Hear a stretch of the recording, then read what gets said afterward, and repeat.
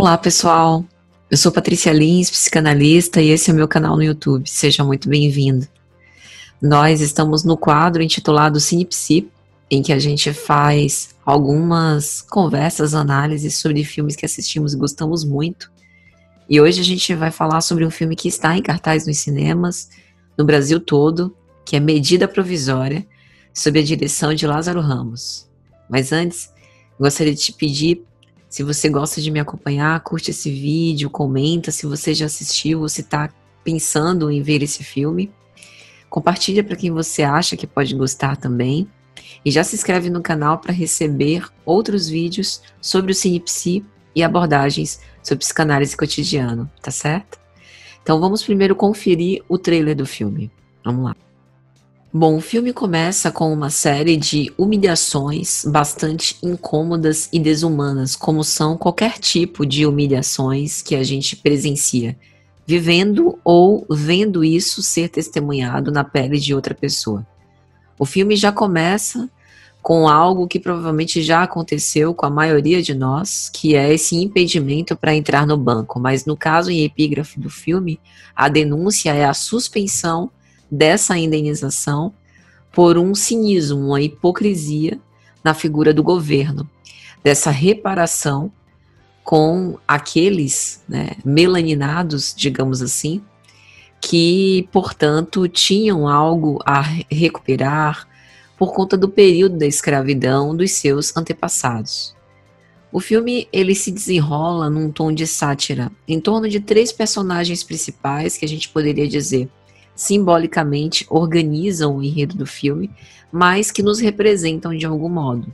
A figura de Antônio, Capitu e André, que sofrem racismo todos os dias.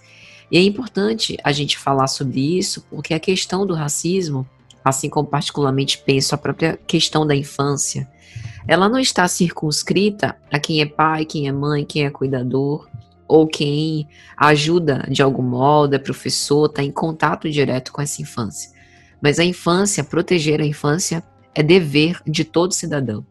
Assim também como penso particularmente, abolir o racismo e extingui-lo da nossa fala, dos nossos gestos, do nosso comportamento, do nosso pensamento, é dever de cada um e de todos os dias. É lógico que quem passa pelo racismo, por ser negro, tem uma vivência e, portanto, um conhecimento de causa muito maior do que qualquer outra pessoa. Mas é algo que deve nos incomodar a todos. E se não nos incomoda, é uma razão mais do que suficiente para a gente repensar os nossos valores e a nossa observação social como um todo. Do meio para o final, o filme que transcorria num ritmo humorístico, de sátira, uma certa ironia, dá um tranco e muda o tom. Ele passa a ficar pesado, sério, contundente. Eu acredito que essa é uma analogia perfeita para os tempos que nós estamos vivendo, porque hoje se fala muito, dessa primeira, é como se a gente vivesse na sociedade a primeira parte do filme. A gente vai fazendo algumas brincadeiras, hoje as brincadeiras já se tornam mais pesadas, algumas pessoas dizem que isso é mimimi, que não se pode mais falar nada, que tudo agora é racismo.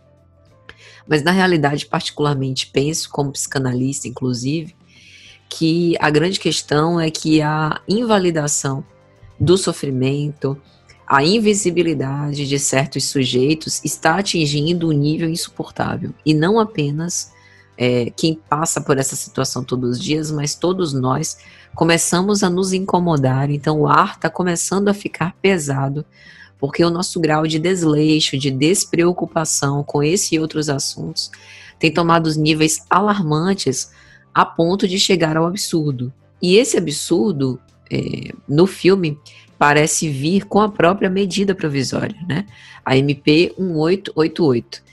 1888, o ano da abolição da escravatura. Então é uma denúncia bastante crítica.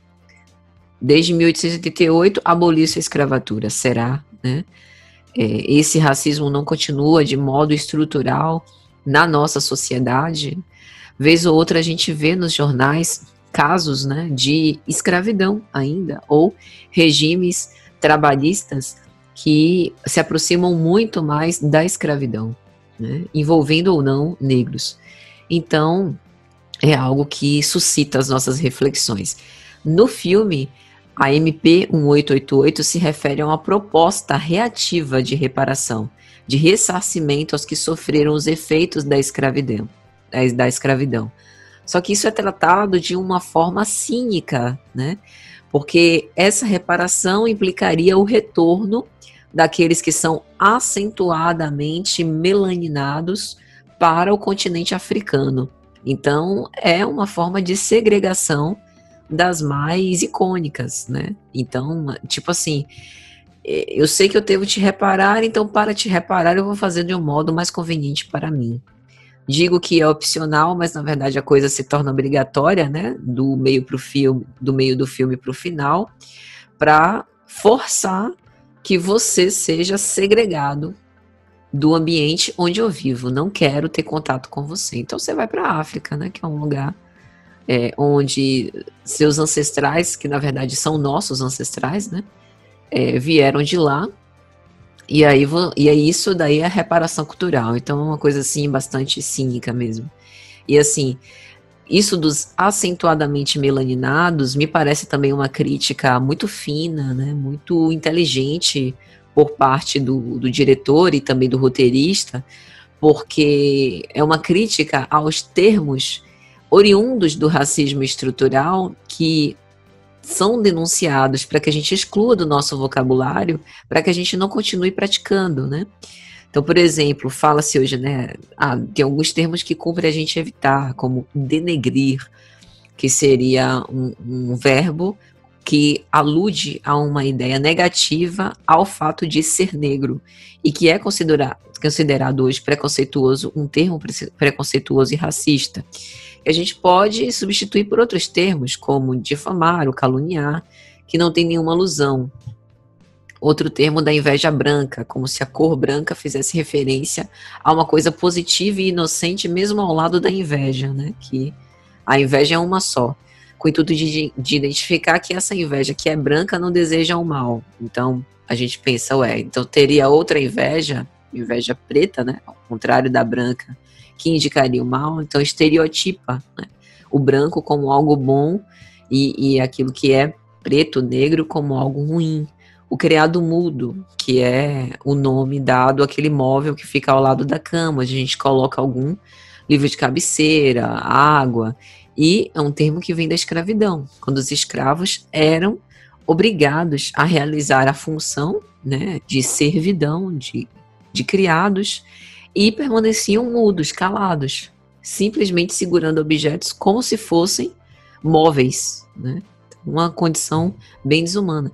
Cor de pele, né? Cor de que pele? Até no lápis de cor que a gente tem, né? Desde os primeiros anos da escola, esse lápis é cor de pele, que é aquele rosa claro associado à pele das pessoas brancas. Mas a gente tem várias cores de pele, né? Então não dá para colocar isso como o nome daquela cor. A cor é rosa claro, né? A mesma coisa a cor do pecado, que fala sobre uma sexualização excessiva, né? A alusão disso a um objeto de desejo. Então, os acentuadamente melaninados excluem todos os termos considerados racistas e preconceituosos, como se dissesse, eu não estou agindo aqui com racismo, eu estou evitando todos esses termos que vocês me pediram para evitar. Mais uma vez, o cinismo, a hipocrisia, né? Tem uma cena super interessante de Adriana Esteves, que ela vai começar a falar sobre esse processo, né, esse plano de resgate-se já, e aí ela tá com o microfone, e ela tapa o microfone, que ela pede o café preto, né? Olha, o meu é preto. Aí ela tapa o microfone por conta do termo evitado, né?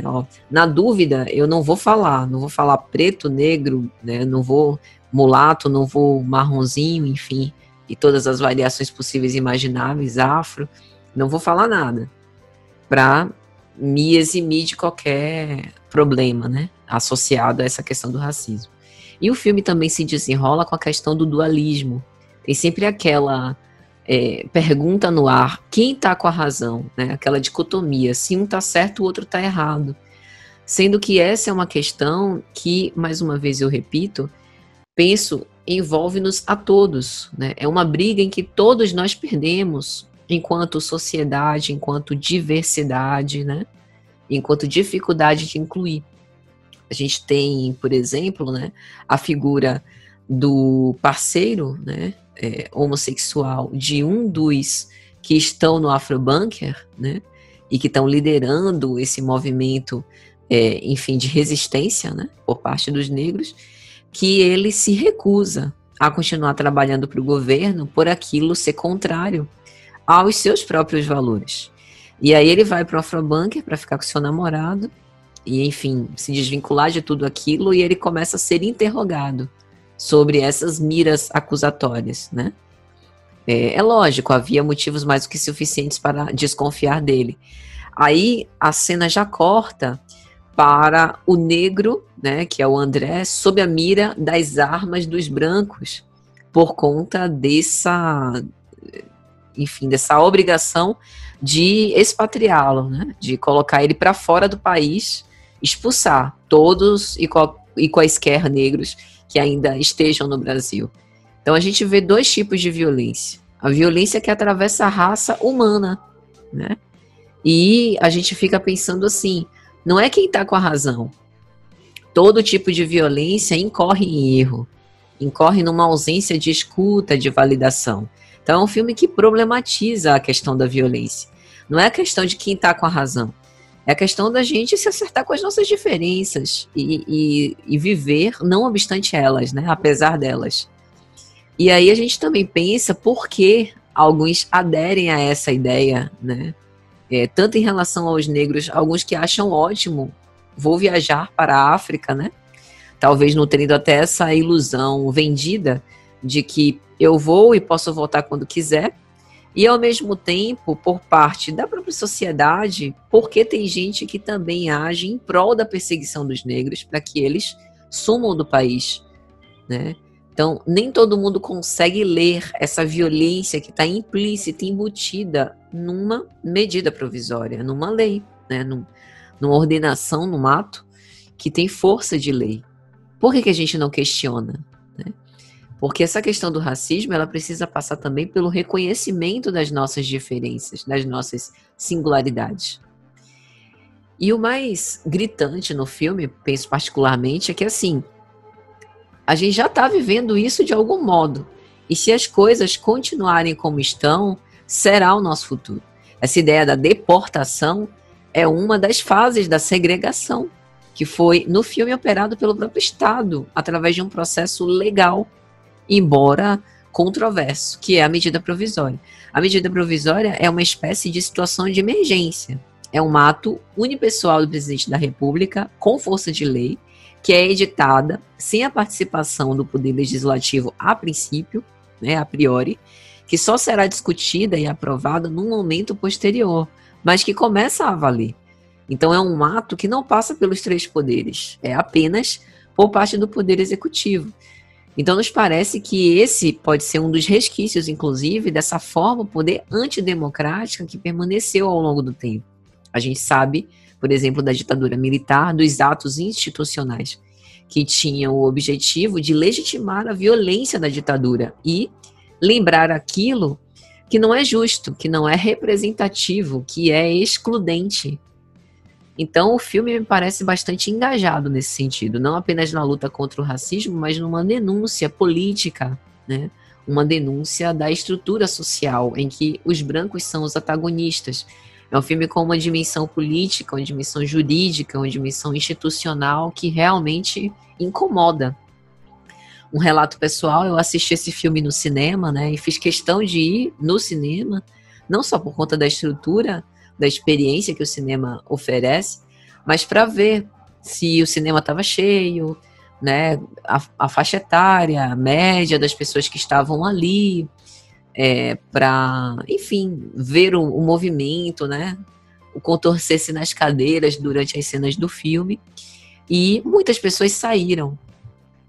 Vencida a primeira parte do filme, teoricamente mais leve, não obstante as cenas de humilhação, mas não suportaram. Então, tem gente que não suporta, né? Tem gente que se sente extremamente incomodado, que acha que é exagero, que é besteira, isso não está acontecendo.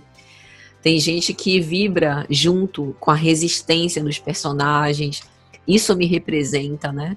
É isso, é assim que a gente tem que responder. Essa indignação faz parte da minha indignação. Então, penso particularmente que ir ao cinema assistir este tipo de filme é também um ato político. Político no sentido não partidarista, mas da polis grega, do cidadão que influencia, que toma partido, né, que age na sociedade, é ativo para as decisões daquilo que ocorre, né, no meio social. E assim, esse filme ele foi feito com base na peça teatral Namíbia Não, e essa peça, né, na qual o filme se inspirou é um repúdio à experiência dos negros submetidos a campos de concentração com extermínio em massa. Então é uma denúncia contra o genocídio.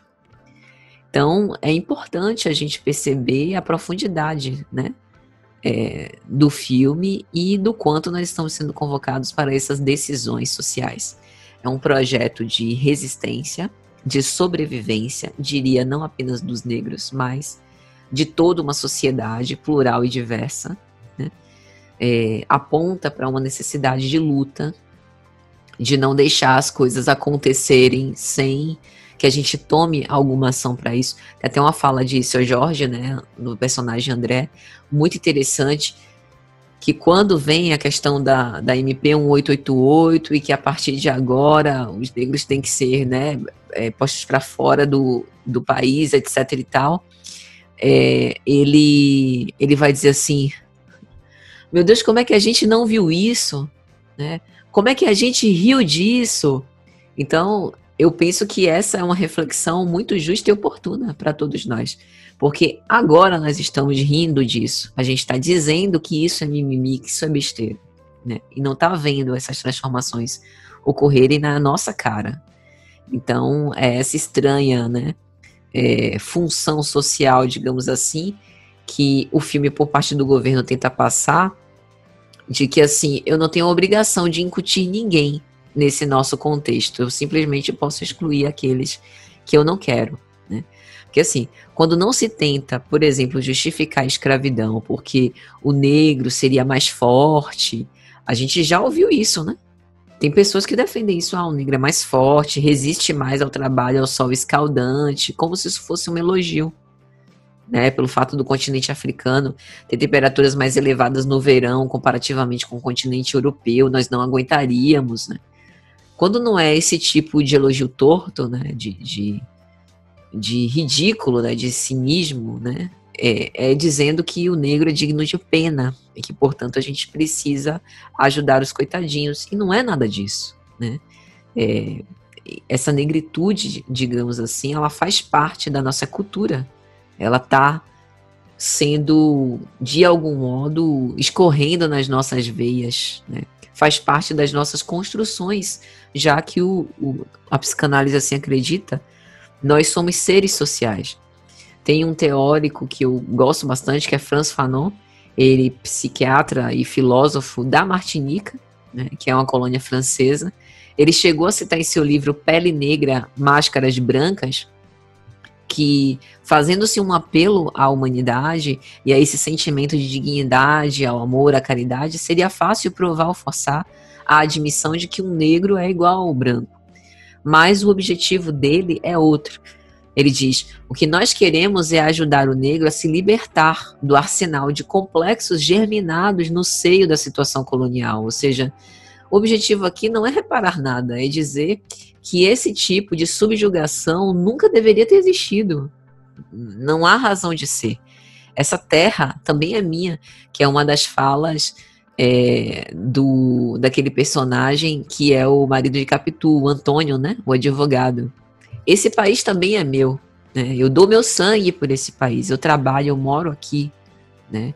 Essa cultura também foi feita, né, por minhas próprias mãos. Esses destinos estão sendo construídos também com a minha influência, né? Então, é exatamente o que Frantz Fanon defende. A gente quer extirpar esses complexos que foram germinados nessa situação colonialista, né, de escravidão. E Fanon usa uma imagem muito forte, que é essa máscara branca, como uma estratégia de sobrevivência do negro. Como se o negro, para se humanizar, precisasse se embranquecer. E isso é retratado no filme. Não sei se vocês lembram, ou se ainda não assistiram, provavelmente vão ver. Tem uma cena de Seu Jorge, né, de André, que para ele sair de casa, ele se pinta dos pés à cabeça de branco. Acho que ele usa até creme de barbear, né? E aquela cena é uma cena assim, uma cena lenta, que a câmera vai flagrando os detalhes do rosto, né? E ele se pintando e coisa e tal, e pintando o corpo todo, né? Aquela situação ali, ela tá num nível assim de tensão máxima. Ele tá prestes a ser preso e morto, né? Já dei spoiler do filme, gente, desculpa. Mas é uma cena de tensão máxima porque eles estão sem água, eles estão sem comida, eles estão sem luz, sem comunicação, e aí ele decide sair. Então, para que eu possa sair, eu vou me embranquecer. Então, é uma crítica muito grande. E se não o cinema, como esse importante veículo de transmissão de informações, de valores, onde mais a gente poderia dar voz a esse questionamento de estereótipos, de valores de grupos dominantes dessa sociedade burguesa branca, né? François Fanon alerta para esse processo de colonização da Europa, que acabou sendo plasmado como sendo a única maneira de civilizar o mundo inteiro, e que na verdade foi uma forma de violência, um instrumento de dominação e poder a nível universal. E a gente não pode permanecer, enfim, calados sobre o extermínio de jovens negros, sobretudo da periferia, né, de pessoas que todos os dias tentam fazer a sua vida e levar o pão de cada dia para dentro de casa, do mesmo modo que a gente, né, que todos nós estamos. A gente não pode se calar frente a uma seletividade social na própria justiça brasileira, que mostra uma falsa optatividade, mas é uma medida que se torna obrigatória, né? Então, no filme, a gente mostra isso, né? A gente vê isso lá bem estampado. A segregação, a morte, e o governo sai com as mãos limpas, oferecendo uma reparação cínica. Vamos simplesmente mandar para longe. E também fala sobre esse neorracismo clássico, né? Ah, eu sou casado com um negro, com uma negra. Como é que eu sou racista? Ah, eu tenho um amigo que é negro. Ah, tudo agora é racismo. Ah, isso é mimimi. Que nada, tem espaços iguais para todos, mas tem que vencer por mérito. Eu gosto da cultura negra, então não sou racista. Não é isso que vocês querem? Retornar às raízes africanas? Então vão para lá. Então, é importante a gente tentar olhar para a realidade pelas diferenças, porque a gente não tem um estado de equivalência, a gente tem diferenças, não há uma posição de partida igual. E no filme também é falado sobre os neoquilombos, né, que eles chamam de afrobunkers. O quilombo é o nome dado aos espaços, às comunidades criadas pelas populações que se formaram a partir de situações de resistência territorial, social e cultural do Brasil, né, após, ou melhor, na época da escravidão e mesmo após. Então, será que ainda hoje há esses quilombos, esses afrobunkers, né, locais circunscritos para fazer resistir a cultura negra, para fazer existir a cultura negra? Por que que isso não está misturado em meio à sociedade de um modo generalizado?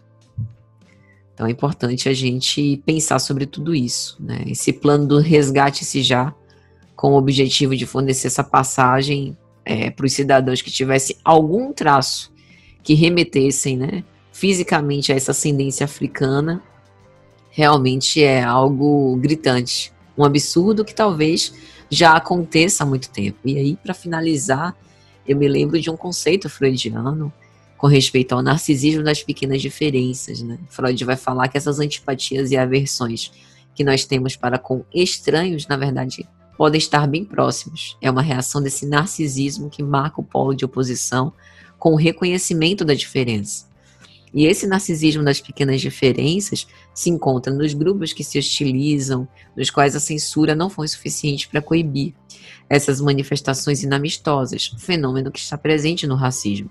Mesmo iguais em humanidade, a diversidade de gostos, de etnias, de culturas, de interesses se torna a pequena diferença que visa justificar essa animosidade. E esse narcisismo das pequenas diferenças, nele há uma espécie de satisfação conveniente e aparentemente inofensiva de uma tendência nossa à agressividade, que acaba estabelecendo uma cultura de ódio e vai tornando coeso esse grupo dos membros de uma comunidade inteira. Esse narcisismo das pequenas diferenças, ele acaba patrocinando a violência, a destrutividade, o separativismo, a segregação, o preconceito, em especial o racismo. Então é uma guerra silenciosa e ofensiva de cada um contra todos e muito ameaçadora à própria humanidade. Então, gente, esse é o meu comentário sobre o filme Medida Provisória.